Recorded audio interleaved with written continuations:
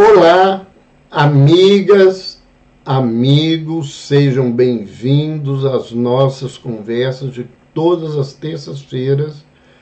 Nós estamos iniciando, estamos informando as pessoas, que nós estamos com o vídeo ao vivo, aguardando a entrada das pessoas. Boa noite, Raquel Lima, Janaína Nautex, Renata Ara Ujo, boa noite a todos vocês. Nós estamos aí iniciando as nossas conversas e hoje nós vamos falar sobre uma coisa que acontece em muita gente, que isso às vezes não é uma patologia, às vezes é sintomas de algumas pessoas, mas é a realidade de muita gente. A indecisão, a dificuldade de definir essas coisas. Boa noite, Renata. Sejam bem-vindas. Então, nós vamos falar aí da indecisão. E se você tem alguém que você conhece e que acha que seria importante participar com a gente, lembrando que essa live não fica no Instagram, manda um aviãozinho, avisa nosso início aí. Boa noite, Ianarelis Cris, boa noite, seja bem-vinda, está aí conosco nessa nossa atividade da noite. Então, vamos aguardar uns instantes, lembrando, se você ainda não fez a sua inscrição lá no grupo do WhatsApp, faça para participar conosco gratuitamente do nosso mini curso na sexta-feira, agora, dia 14, às 20 horas, sobre gerenciando a ira para uma mente saudável. Boa noite, Maria Bernadette Carvalho. Boa noite, Berna. Seja bem-vinda. Está aí conosco. E nós estamos lembrando, para as pessoas que estão entrando, que a gente não guarda, não grava essa live no Instagram. E se você tem alguém que é indeciso, que vive com isso dentro de casa e não sabe como lidar, que nós vamos falar sobre essa situação tão comum dentro do campo dos transtornos psiquiátricos, das dificuldades de relacionamento, causando um sofrimento psíquico. Seja bem-vindo, Semi Veloso, Gisley Fernandes, estejam aí conosco até o final. Lembrando que quem ainda não se inscreveu para a nossa... Nós estamos aí colocando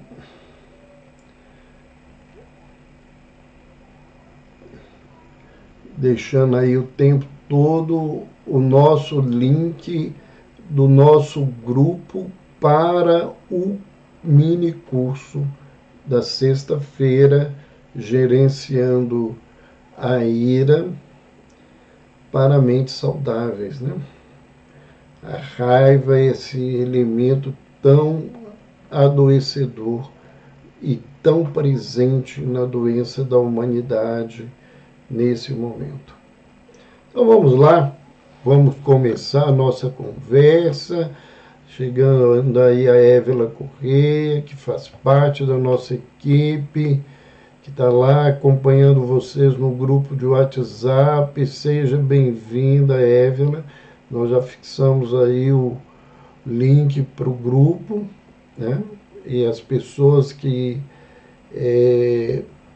estiverem lá no grupo vão receber o link na sexta-feira do mini curso para estar com a gente às 20 horas. Mas o que é uma pessoa indecisa? Né? Isso é uma patologia? Isso é uma doença? Isso é um transtorno de personalidade? Né? Muitas pessoas se veem presas à indecisão e elas sempre ficam em dúvida de qual caminho tomar. Então, isso é uma característica, às vezes, do indivíduo. E isso, às vezes, se torna uma situação que vira um sintoma de algumas doenças, transtornos ansiosos, pessoas que estão em quadros de depressão grave começam a apresentar essa dificuldade de decidir, de fazer escolhas, de tomar atitudes. Nós vemos alguns transtornos de personalidade, onde há uma fragilidade emocional grande. Essas pessoas também se demarcarem por uma indecisão. E a pessoa em si, muitas vezes, tem enorme dificuldade para caminhar, e as pessoas que vivem com as pessoas indecisas geralmente se tornam impacientes, desistem de lidar com essas pessoas, tomam atitudes que não ajudam, que não fazem essa situação caminhar de maneira positiva. Quais são as principais causas que levam pessoas à indecisão? Quais são os sentimentos, as atitudes que levam a esse processo? A primeira coisa, que é bastante lógica, é a insegurança.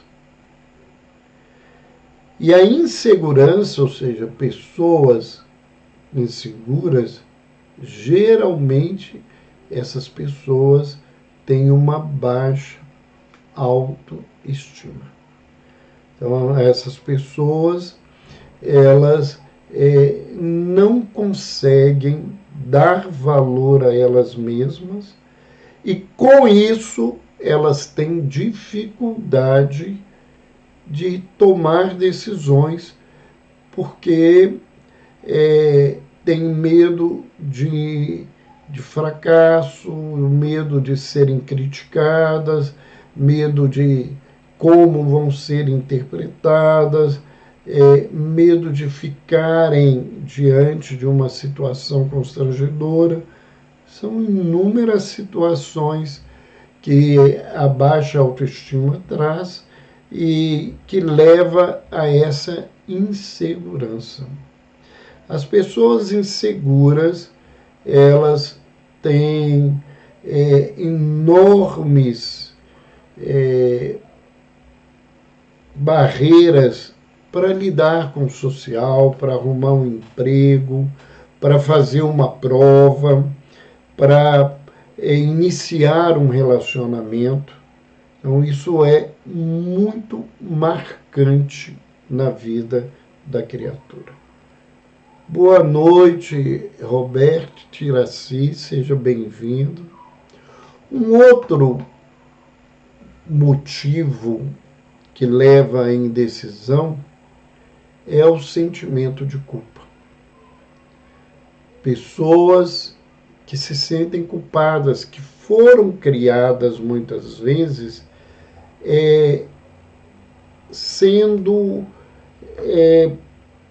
treinadas, eu estava aqui escolhendo uma palavra, sendo treinadas para se sentir culpada com tudo o que acontece. Com o que elas fazem, o que elas não fazem, com as coisas que acontecem na vida das pessoas. E como elas têm um sentimento de culpa, elas têm uma dificuldade de tomar uma decisão porque isso vai agravar a sua culpa, principalmente se essa decisão foi entendida como uma decisão errada. Nós vamos falar um pouquinho mais dessa questão de estar certo ou estar errado para frente, mas desde já a gente precisa tomar atitudes diferentes para não ficar nessa dualidade do que é certo e do que é errado. Porque nem tudo é certo o tempo todo, nem tudo é errado o tempo todo. Fazer o certo é fazer a coisa melhor, no melhor momento, no melhor lugar. Mas se não for o melhor lugar, não for o melhor momento, essa coisa que eu tenho para mim como melhor pode ser uma coisa inadequada e ser visto pelas pessoas como se não fosse uma coisa certa. Então eu prefiro muitas vezes trabalhar com a palavra adequada. O que é adequado num determinado momento? O que é adequado em determinada situação?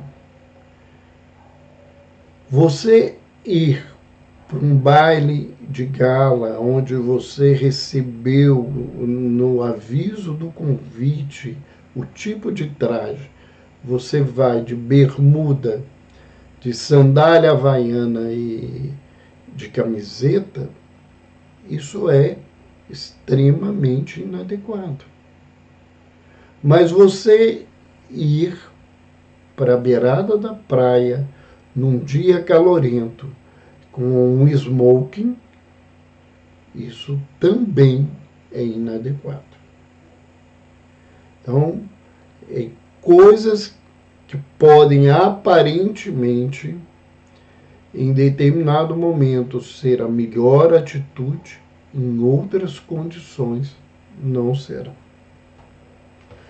Um outro motivo que leva as pessoas à indecisão é uma cultura que está cada vez mais presente e ela é algo muito marcante em muitas famílias, que é o perfeccionismo.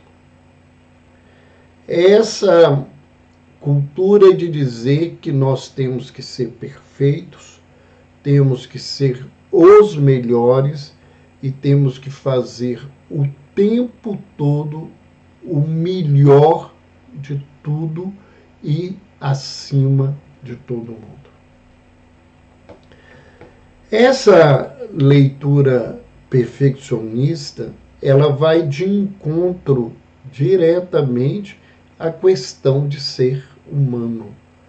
Uma característica da humanidade é não sermos perfeitos, é não acertarmos tudo, não fazermos tudo da maneira mais perfeita. E essa exigência de se fazer cada vez melhor,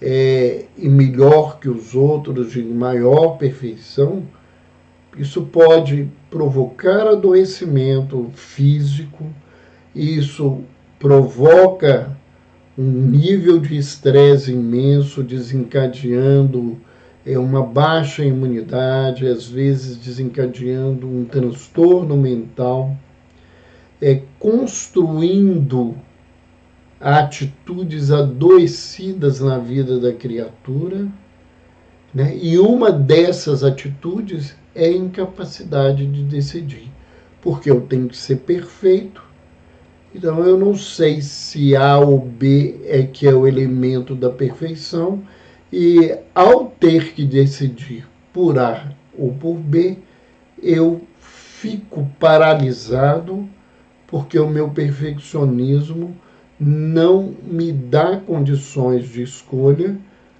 porque eu não posso escolher o errado. Eu tenho que estar sempre escolhendo o certo. E a nossa cultura atual, hedonista, né, egoísta, voltada o tempo todo para o sucesso, para o poder, cobra uma perfeição que as pessoas não têm. E as pessoas, muitas vezes, vão para a rede social apresentar uma aparência de que tudo está certo, quando, na verdade, essas coisas não estão certas na vida delas. E isso, além de adoecer, pode tomar um volume muito complicado, até levando o indivíduo a atitudes contra ela própria ou contra terceiros. Então, o perfeccionismo é algo que leva à indecisão.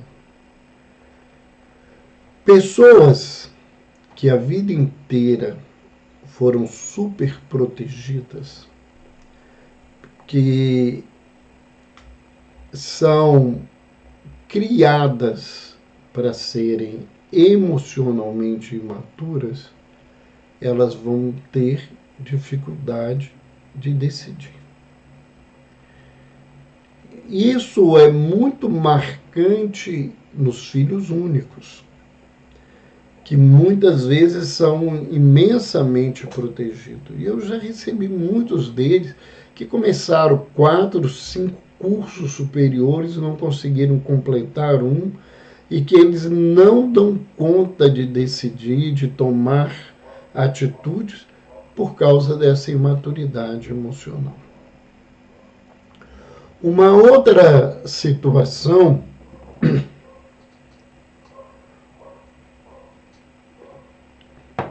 é a falta de conhecimento dos próprios objetivos. E o que leva uma pessoa a ter uma falta de conhecimento dos próprios objetivos? Essa pessoa, ela não iniciou, ela não desenvolveu o processo do autoconhecimento. Se eu não me conheço, eu não dou conta de definir com clareza os meus objetivos. Eu não consigo definir um sentido para a vida, que é um propósito, algo que é fundamental, que Viktor Frankl, o criador da logoterapia, ele falava sobre isso, né? O seu livro mais importante se tornou um best-seller, vendido até hoje, né? Se chama O Sentido da Vida. Então, essa falta de sentido, essa falta de me conhecer, conhecer os meus limites, conhecer as minhas potências, ter ideia das minhas dificuldades, isso vai me ajudar a me conhecer, a entender os meus interesses, a entender as minhas necessidades e a construir os meus próprios objetivos. Outra situação, né, que tem muito a ver com a baixa autoestima são essas pessoas que são tão desvalorizadas que elas se sentem um zero à esquerda de tudo, que elas não dão conta dessa situação, de viver porque elas não se sentem capazes de nada.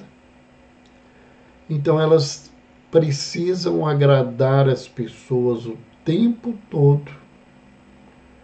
E essa necessidade de agradar as pessoas, como a gente não sabe a realidade interna do outro, cria essa indecisão. Porque eu preciso agradar, mas às vezes eu não tenho a ideia de onde eu vim. Nós estamos vendo aí algumas pessoas chegando, Tânia Costa, Regina Célia Castro Alves, seja bem-vinda. Tânia Regina Sotero, Roselane Campos, sejam todas bem-vindas nessa nossa conversa sobre pessoas indecisas. Outro motivo que leva à indecisão é a dificuldade diante de um grande número de opções.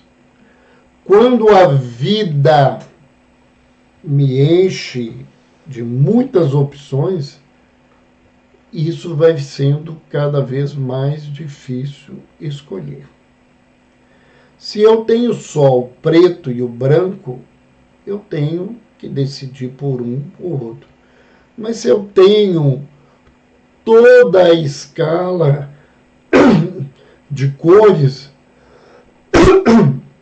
e tenho que decidir por uma, isso ainda fica muito mais difícil. Isso fica muito mais complexo na vida da criatura.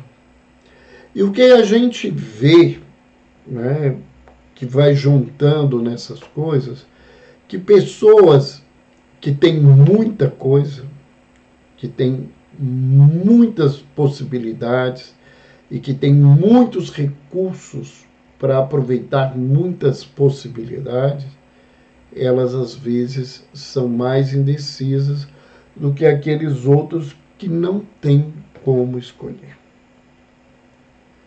Isso é um elemento muito interessante de se pensar.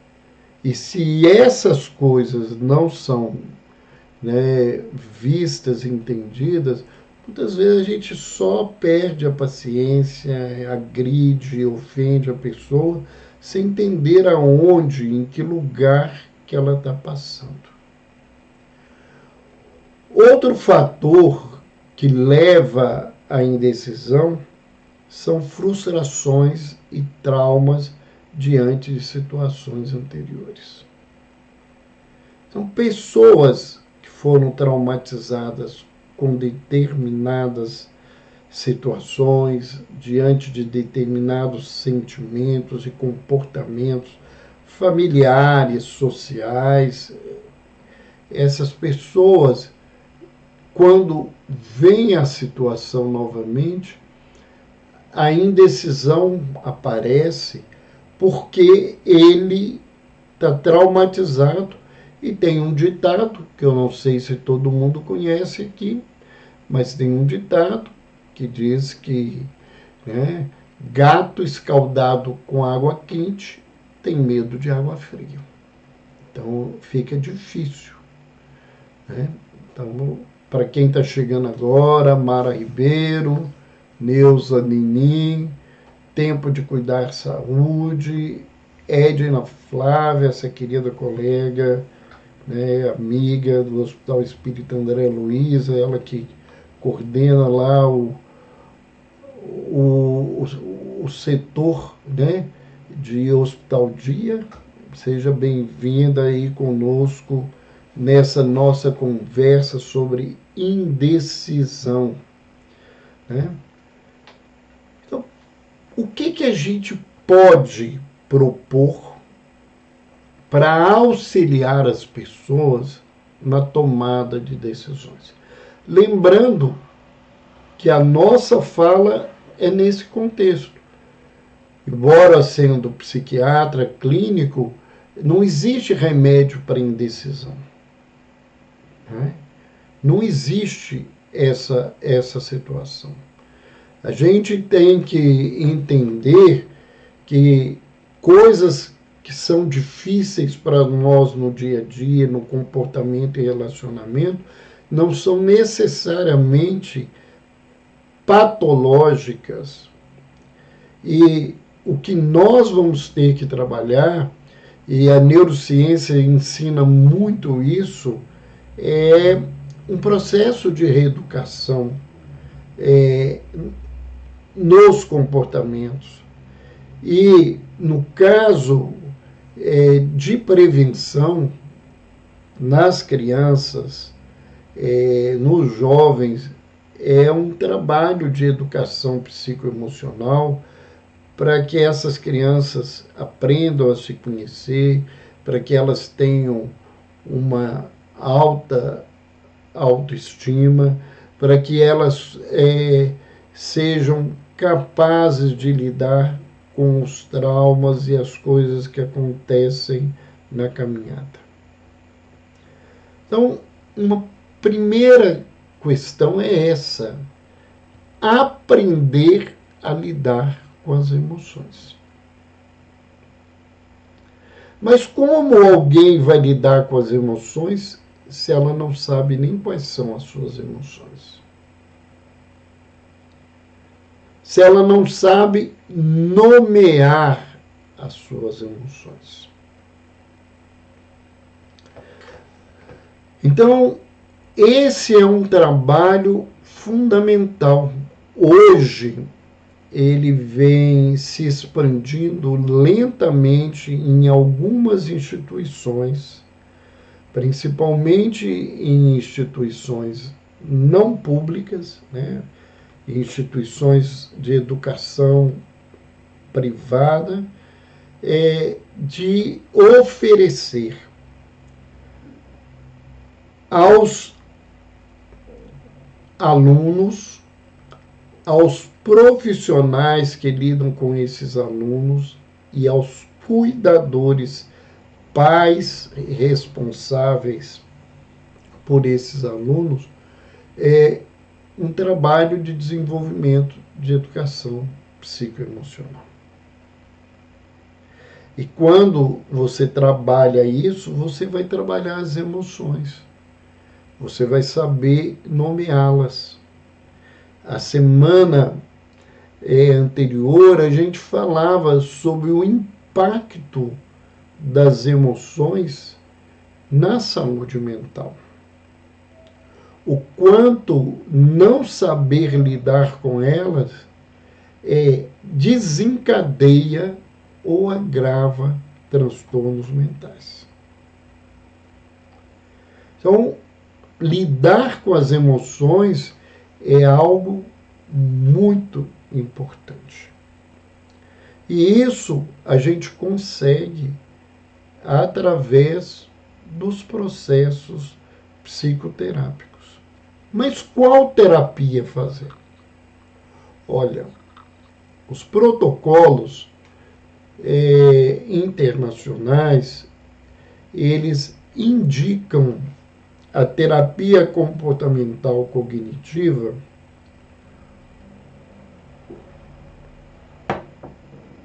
para muitos desses processos.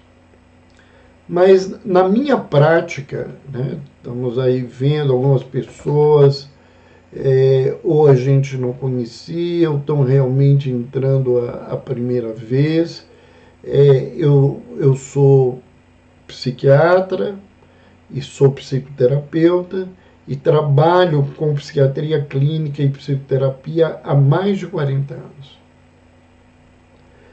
E nesse trabalho, né, eu aprendi que muito mais que técnicas, e isso é uma fala de Jung, que eu, na minha pequena condição, assino embaixo, que mais do que as técnicas, o que a gente tem que ser diante de alguém que a gente acolhe e trabalha é ser gente, é ser humano. E a melhor terapia é aquela terapia onde o indivíduo que busca ajuda, ele se sente acolhido, e ele consegue criar um laço de transferência, um rapport, né? Se sentir nesse processo de acolhimento e ele estar bem. Mais do que qualquer técnica. Eu conheço profissionais com técnicas, com conhecimento profundo, que às vezes conseguiram pouco ou nenhum resultado com pacientes que foram depois, por até dificuldades financeiras, fazer uma psicoterapia com um estagiário, um iniciante. E criaram tal vínculo e o outro teve tal cuidado e orientado, ele soube aproveitar aquilo que ele recebeu do orientador e criou esse vínculo e ajudou muito mais do que outras pessoas. Outra situação, né, é aprender a diferenciar o que é pensar suficiente e pensar em excesso. Parece lógico, mas as pessoas normalmente nem sabem disso. Se a gente não levar isso para elas, se não tentar fazer com que elas possam buscar isso, elas nem sabem se o que elas pensam é suficiente ou em excesso ou é pouco. Mas a gente, como terapeuta, tem que auxiliar a pessoa a diferenciar quando o exercício do pensamento é em excesso ou quando ele é suficiente para as pessoas.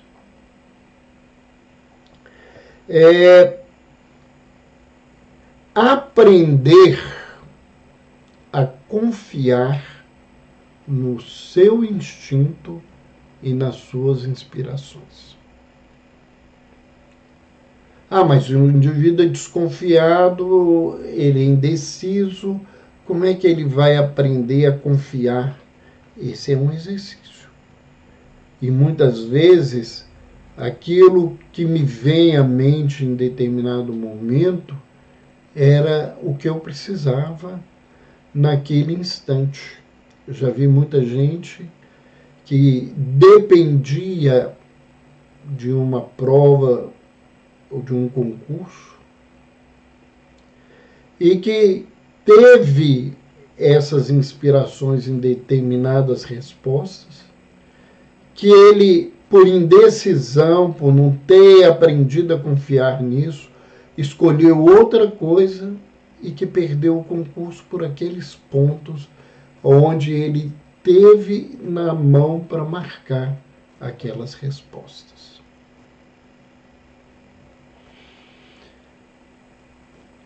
Evitar resolver qualquer problema no impulso. Tudo que a gente faz para resolver no impulso, isso vira problema. A impulsividade não é uma boa conselheira. E evitar resolver qualquer problema por impulso, né, nos convida a ter uma outra atitude importante nessas propostas que eu estou trazendo, que é a de buscar aprender estratégias para auxiliar as suas escolhas. Então, nós vamos trazer aqui algumas estratégias que podem auxiliar nessas escolhas. Primeiro, não resolvendo as coisas por impulso, buscando utilizar essas estratégias, verificar se as suas decisões são apenas para agradar as pessoas. A primeira coisa.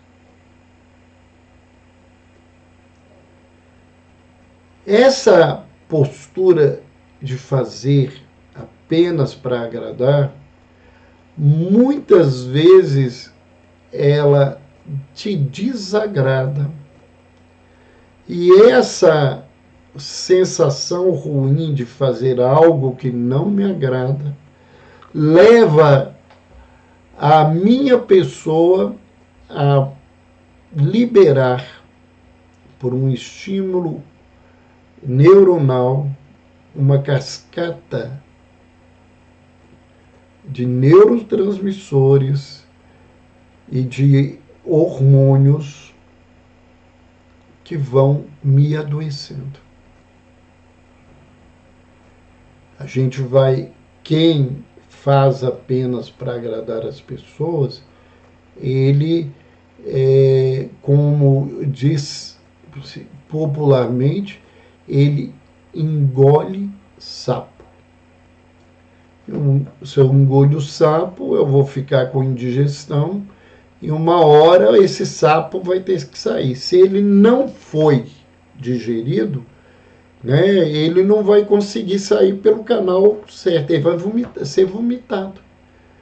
E aí eu coloco minha raiva, todos os meus sentimentos, todas as minhas coisas, e não ajuda os relacionamentos, e mais do que isso, agrava o meu adoecimento interno.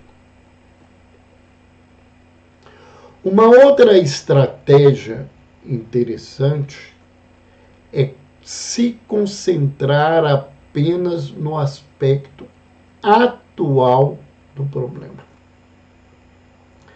para ajudar a tomar a decisão.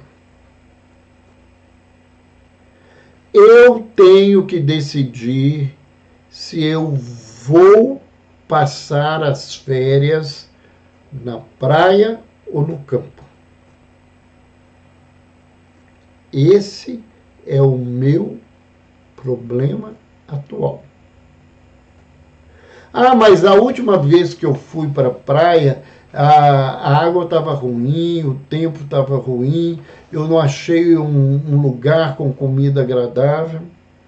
Ah, e se eu chegar lá e a praia estiver impedida, começar a catar coisas de passado para o futuro, o meu problema agora é aonde eu vou passar as férias.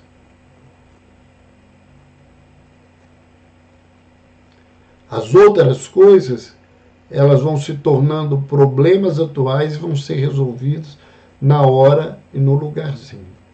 Se eu aprendo a concentrar no aspecto atual do problema, a coisa fica muito mais fácil.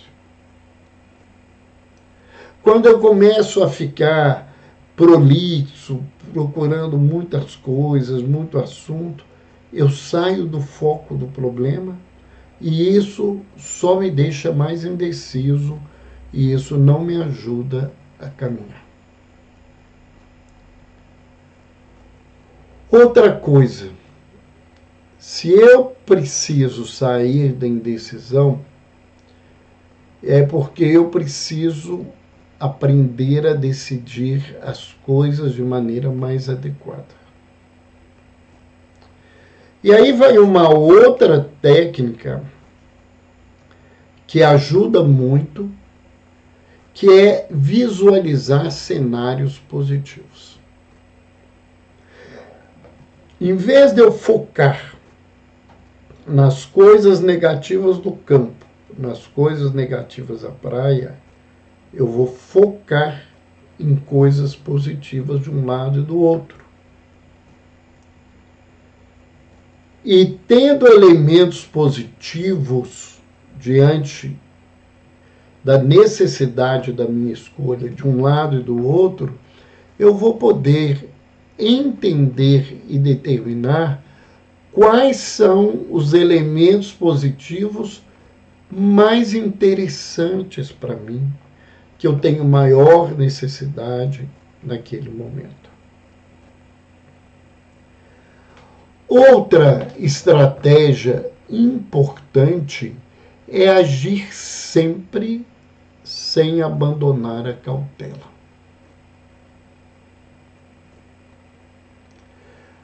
Eu hoje estou com um monte de ditados na cabeça, mas quando fala de indecisão, isso vem muito na minha cabeça quando eu trabalho com as pessoas que estão vivendo esses processos de indecisão. E quando fala de cautela, eu lembro de um ditado muito comum em Minas Gerais, ou nas Minas Gerais, como a gente sempre fala, né? É que cuidado ou cautela e caldo de galinha não faz mal a ninguém. Então a gente precisa ter cautela, né? Eu não preciso decidir aqui e agora. Eu não preciso fazer as coisas sem respeitar os meus limites, as minhas condições. Eu tomar uma decisão cansado na hora de dormir, provavelmente essa decisão vai ser errada. Sem as decisões, né, impulsivas, sem cautelas, né, que fazem com que eu tome uma decisão abrupta, muitas vezes o mecanismo que as pessoas que aplicam certos golpes utilizam diante das pessoas. Elas entram em estresse, elas não têm a cautela de pensar naquilo que está sendo falado, entra o medo ou entra várias coisas, e ela decide no impulso ou da raiva ou do medo, que são muito comuns, e a impulsividade movida principalmente pela raiva, mas também pelo medo, ela geralmente o indivíduo vai dar com os burros na água. E uma outra estratégia: faça a melhor escolha para a sua pessoa. Se você precisa aprender a tomar decisões, isso é egoísmo. Eu não estou falando que você não pode fazer pelo outro. O que eu estou falando é que você tem que saber que aquela escolha é a melhor para você. E muitas vezes a melhor escolha para mim, às vezes, é fazer algo pelo outro, para que o meu caminho seja liberado e eu possa caminhar com maior tranquilidade, com maior leveza. E se é eu que tenho que decidir, eu tenho que decidir pensando naquilo que é bom para mim, né?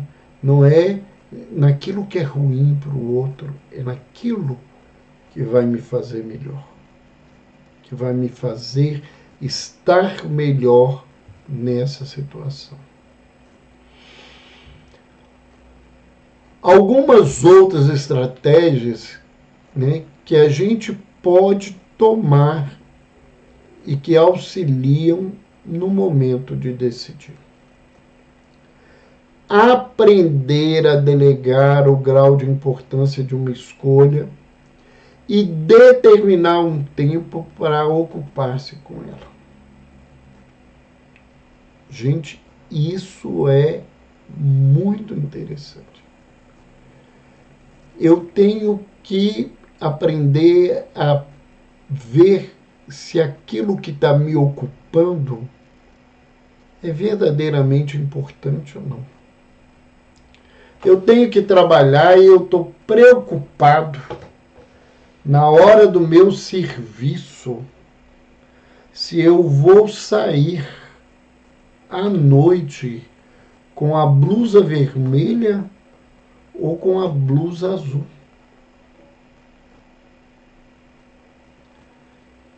essa escolha é importante naquele momento? Eu não tenho outras coisas importantes que a gente precisa? E, sendo ou não uma decisão importante, qual o tempo que eu devo me ocupar com isso? Senão eu vou delongar para ter uma escolha, isso vai me desgastar, isso vai me angustiar, isso vai me prejudicar em outras atitudes que eu precisava tomar naquele mesmo momento, naquela mesma situação.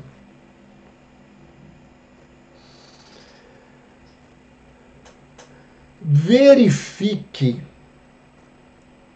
o seu nível de ansiedade e use técnicas para reduzir essa emoção durante a tomada de decisão. Então, se eu estou muito ansioso, isso vai me tornar indeciso ou vai me tornar impulsivo. O que eu preciso fazer? Eu preciso aprender a ter técnicas que reduzam minha ansiedade, para que eu possa adentrar no momento de decisão numa melhor condição mental. Quais técnicas que eu posso usar para reduzir a ansiedade? Nós temos muitas. Eu já falei de diversos temas que nós estamos aqui em outros contextos. E aqueles que nos acompanham ou que estão chegando e participando conosco pela primeira vez, nós temos um canal do YouTube, o Dr. Roberto Lúcio, que é um canal sobre saúde mental e espiritualidade. E lá nós desenvolvemos centenas de vídeos falando sobre os temas mais diversos em saúde mental e também em espiritualidade, nas duas questões geralmente juntas. Então ali você vai aprender que a respiração, que a meditação, que é aprender a atenção plena, e várias outras técnicas podem reduzir sua ansiedade. E reduzindo a sua ansiedade, você vai escolher com menos sofrimento.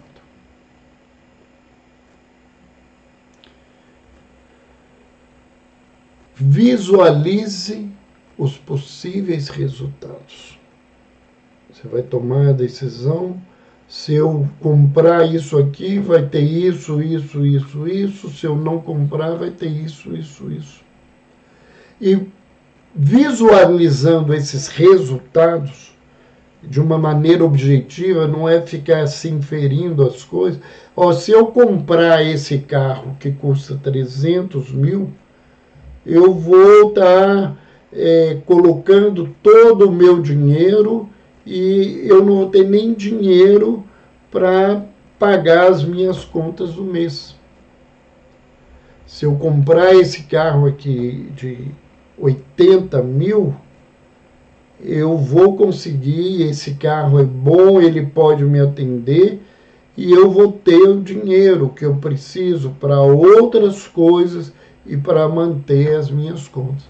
O que me é melhor nesse contexto?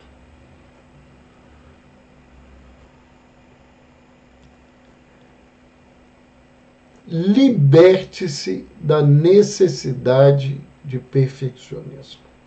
Aprenda que você é um ser humano. Ser humano acerta, ser humano erra.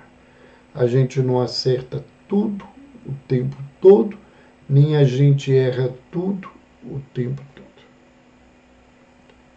Tem hora que a gente toma ótimas decisões e tem hora que nós vamos tomar péssimas decisões. Isso é uma condição humana. E se eu não entender isso, eu vou estar sofrendo profundamente na minha caminhada. Outra coisa, aprenda a se perdoar pelos seus erros do passado.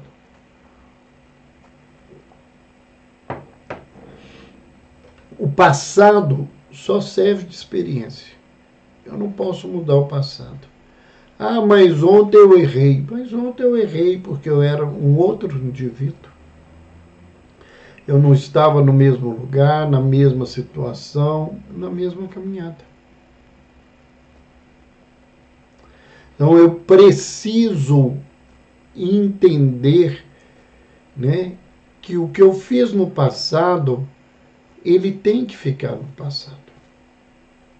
Ele só serve de experiência e eu não tenho que ficar remoendo que eu não fiz, que eu deixei de fazer um concurso, eu deixei de assumir um relacionamento, eu abandonei um emprego, nada disso, nenhuma dessas situações. Nós não temos que ficar nesse lugar. Uma coisa que a neurociência ensina é que algo que pode me ajudar a decidir é tentar, quando eu tenho um segundo idioma de fluência, pensar o mesmo problema numa outra língua. Porque às vezes essa outra linguagem ela me facilita a compreensão e o entendimento de coisas.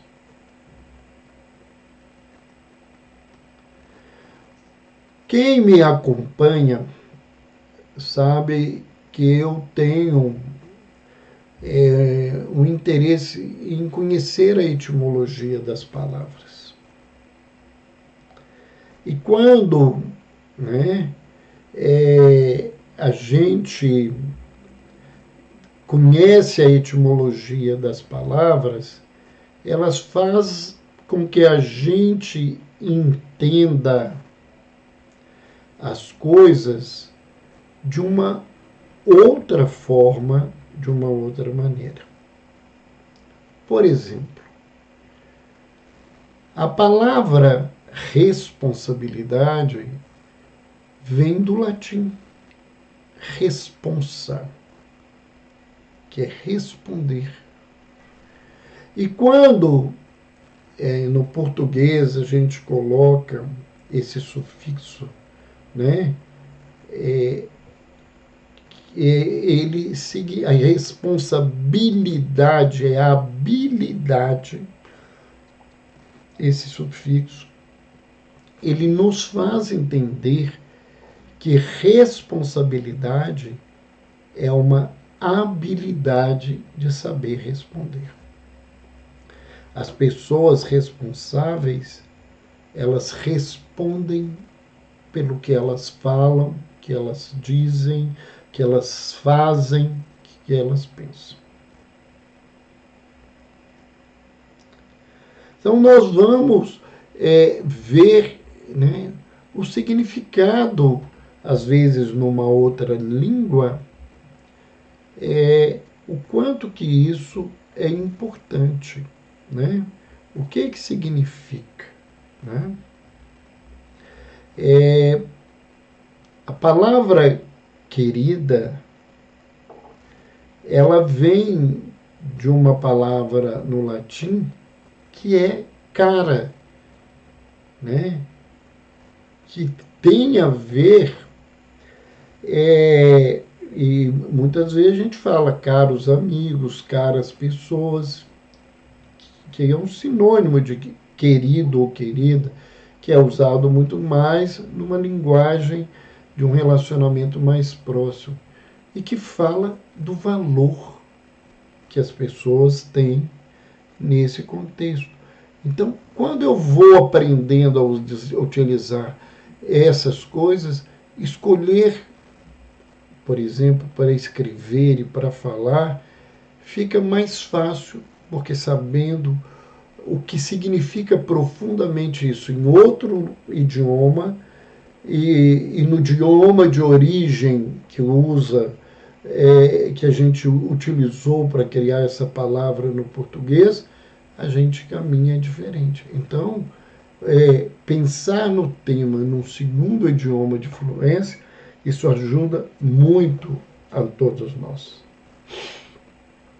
Outra estratégia importante é buscar como seria a repercussão da sua decisão na vida das outras pessoas.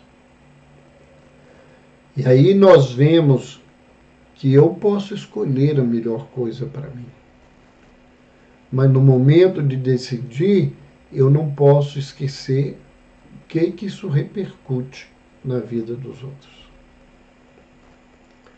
Então, interesses egoístas geralmente provocam ações de grande sofrimento para o outro, ou para a comunidade, ou para um povo, ou para a humanidade.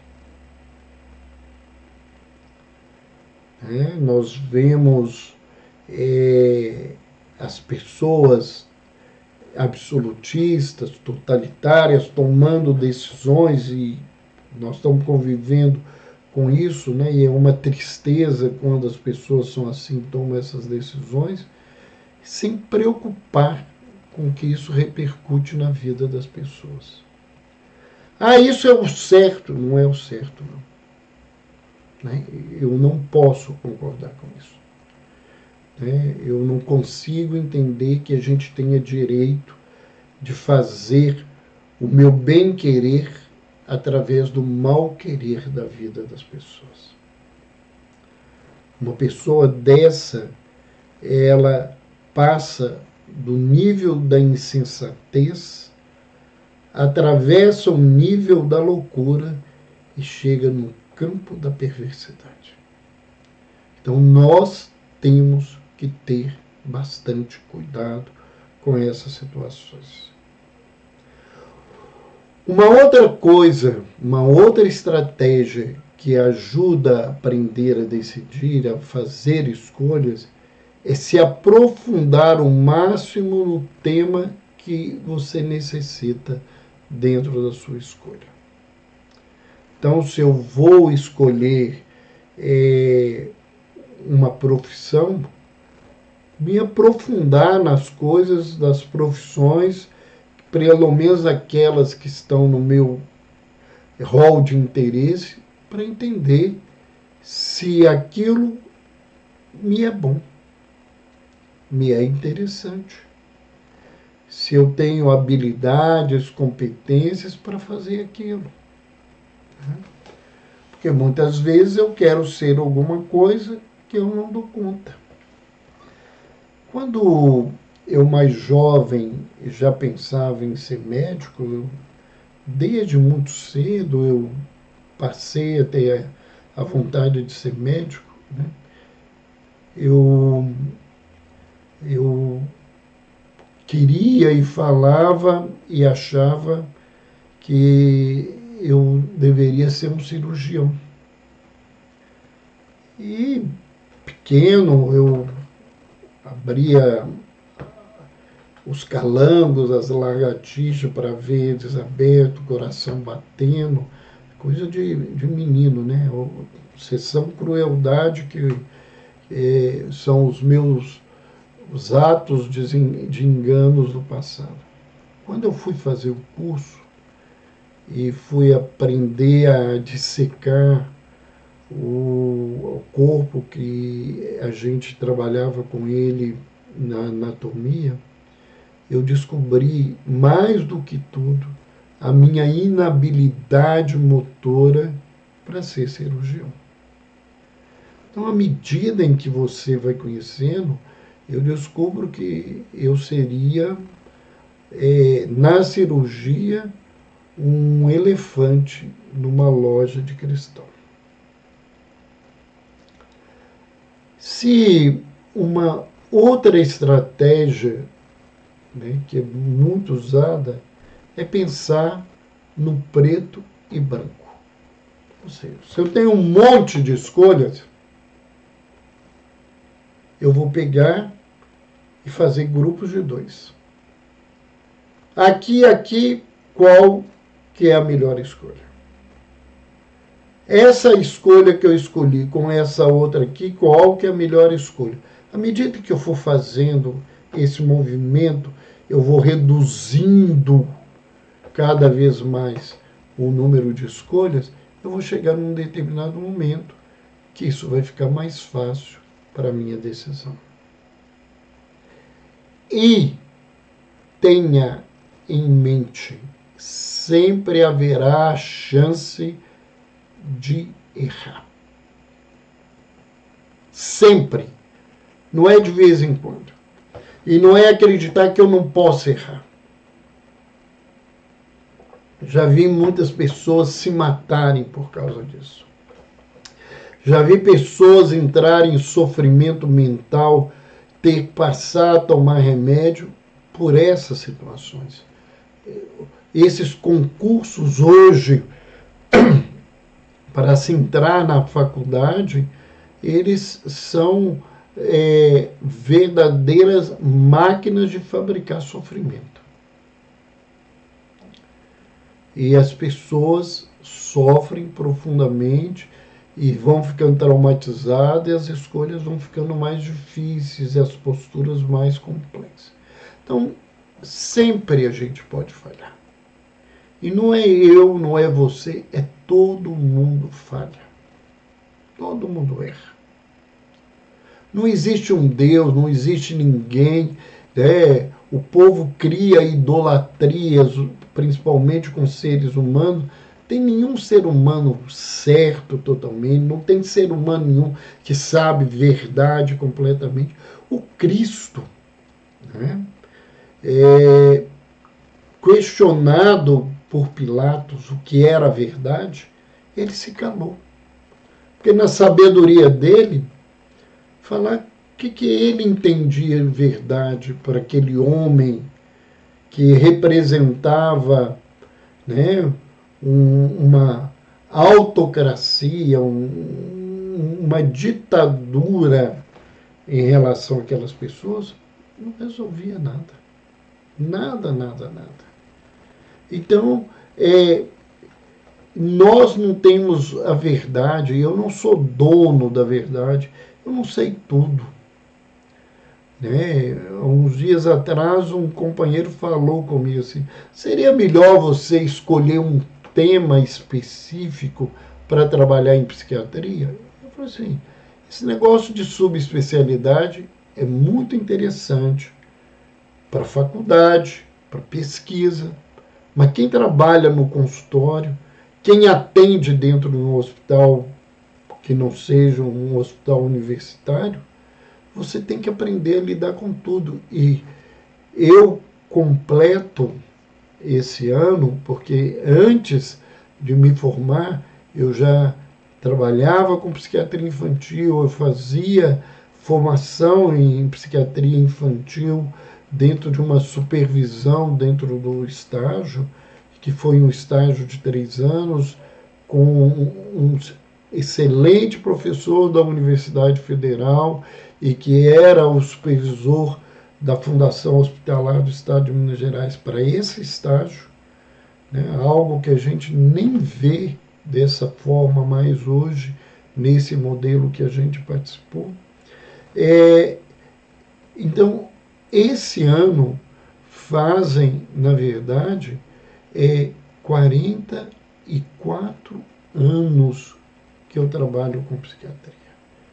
Então, eu tive que trabalhar com muita coisa, estudar muita coisa, aprender a lidar com muitas coisas em psicoterapia, aprender muito em clínica para trabalhar com aquilo que era preciso.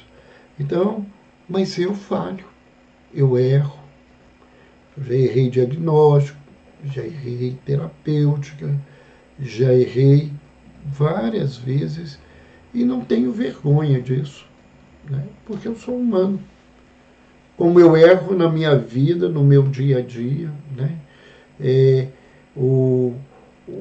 Uma pessoa me falou assim, mas você vai dar um curso sobre raiva e na sua chamada você falou assim, que nós não sabemos lidar com a raiva.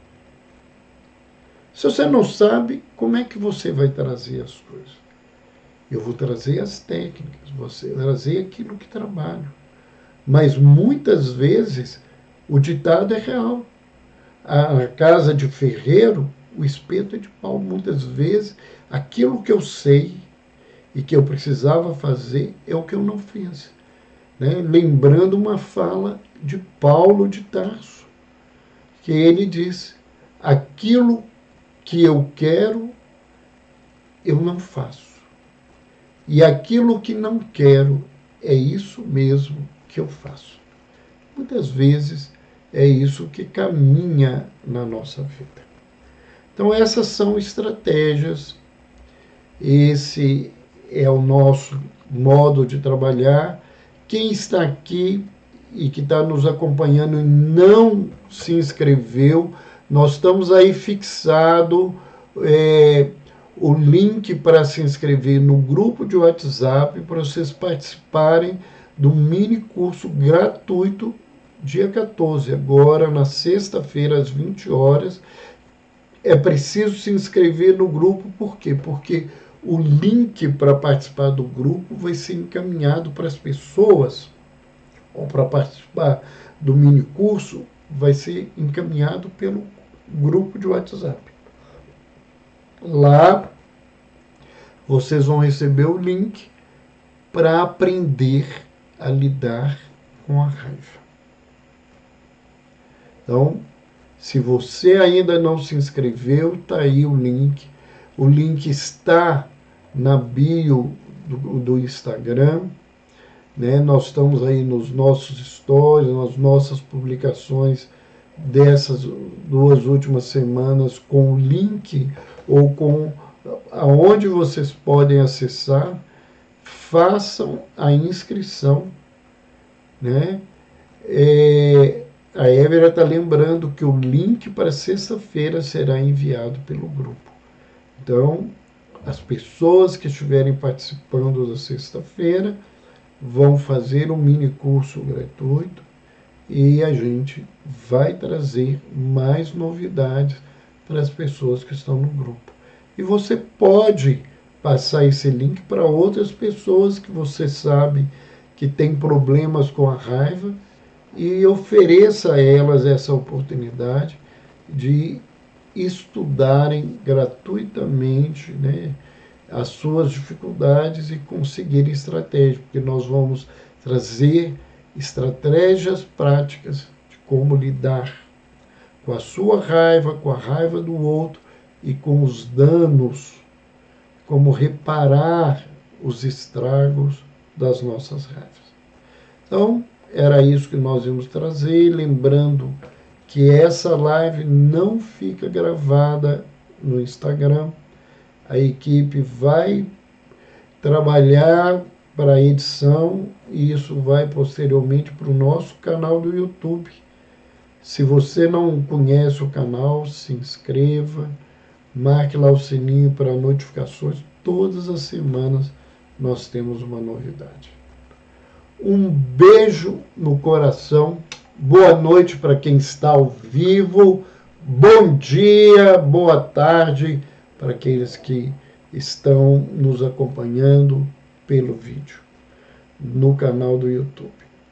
Até sexta-feira. Espero todos vocês, eu, Évila, o restante da equipe, para participar desse mini curso.